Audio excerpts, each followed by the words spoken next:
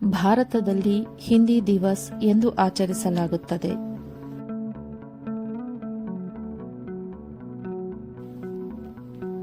September 14, 1949ರಲ್ಲಿ ಇದೇ ದಿನದಂದು ಸಂವಿಧಾನ ಸಭೆಯು ದೇವನಾಗರಿ ಲಿಪಿಯ ಹಿಂದಿಯನ್ನು ಭಾರತದ ಅಧಿಕೃತ ಭಾಷೆಯಾಗಿ ಸ್ವೀಕರಿಸಿತು. ಮೊದಲ ಹಿಂದಿ ದಿನವನ್ನು 1953ರಲ್ಲಿ ಆಚರಿಸಲಾಯಿತು. ಈ ದಿನದಂದು ಹಿಂದಿ ಭಾಷೆಯ ಮಹತ್ವವನ್ನು ಸಾರಲು ಶಾಲಾ ಕಾಲೇಜುಗಳಲ್ಲಿ ವಿವಿಧ ಕಾರ್ಯಕ್ರಮಗಳನ್ನು ಹಮ್ಮಿಕೊಳ್ಳಲಾಗುತ್ತದೆ. ಭಾರತದ ಮೊದಲ ಬುಲೆಟ್ ಟ್ರೈನ್ ಯಾವ 2 ನಗರಗಳ ನಡುವೆ ನಿರ್ಮಾಣವಾಗುತ್ತಿದೆ?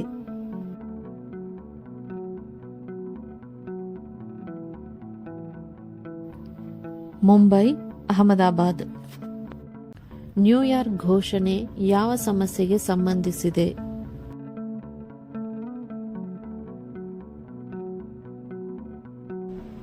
ಇಸ್ರೇಲ್ ಪ್ಯಾಲೆಸ್ಟೈನ್ ಸಂಘರ್ಷ.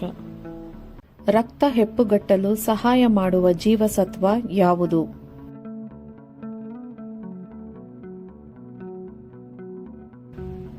ಜೀವಸತ್ವ ಕೆ.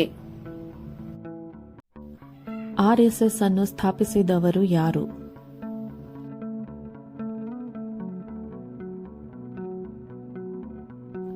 ಡಾಕ್ಟರ್ ಕೇಶವ ಬಲಿರಾಮ್ ಹೆಗಡೆವಾರ್. ಸೌರಮಂಡಲದ ಅತ್ಯಂತ ದೊಡ್ಡ ಗ್ರಹ ಯಾವುದು?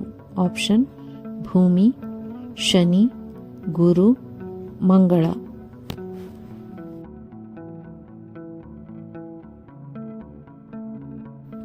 ಉತ್ತರ: ಗುರು.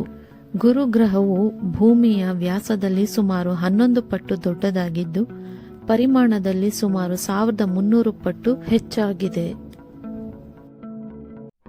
ಭೂದಾನ ಚಳುವಳಿಯನ್ನು ಆರಂಭಿಸಿದವರು ಯಾರು?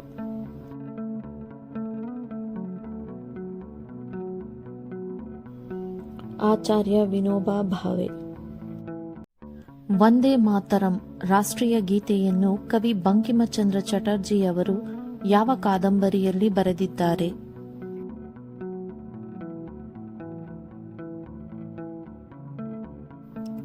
ಆನಂದಮಠ.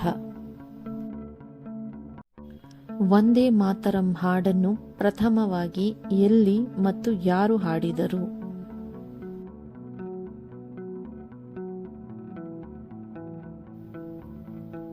1896ರಲ್ಲಿ ಕೋಲ್ಕತಾದಲ್ಲಿ ಭಾರತೀಯ ರಾಷ್ಟ್ರೀಯ ಕಾಂಗ್ರೆಸ್ ಅಧಿವೇಶನದಲ್ಲಿ ರವೀಂದ್ರನಾಥ ಠಾಗೋರ್ ಹಾಡಿದರು. ಅಘನಾಶಿನಿ ನದಿಯ ಉಗಮ ಸ್ಥಾನ ಯಾವುದು?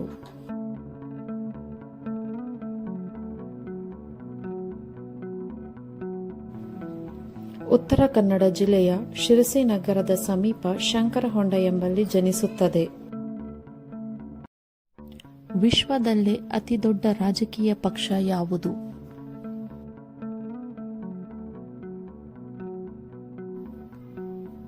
ಉತ್ತರವನ್ನು ಕಮೆಂಟ್ ಮಾಡಿ.